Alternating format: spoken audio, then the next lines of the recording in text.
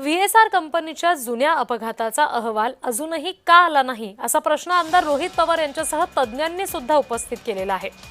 अजित पवार यांच्या अपघाती निधनानंतर आता ज्या कंपनीचं हे विमान होतं त्या व्हीएसआर कंपनी संदर्भात अनेक प्रश्न उपस्थित होत आहेत। आमदार रोहित पवार यांनी पत्रकार परिषद घेऊन तर इतरही तज्ज्ञांनी या सगळ्या संदर्भात प्रश्न उपस्थित केले।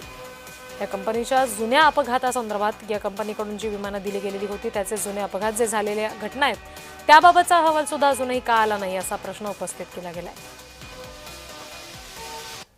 विमानाचे अजून पाऊस होता, हे होतं, मग आयलस सिस्टम असताना पाऊस होताना सुद्धा बाकी विमानं लँड होऊ शकत होते।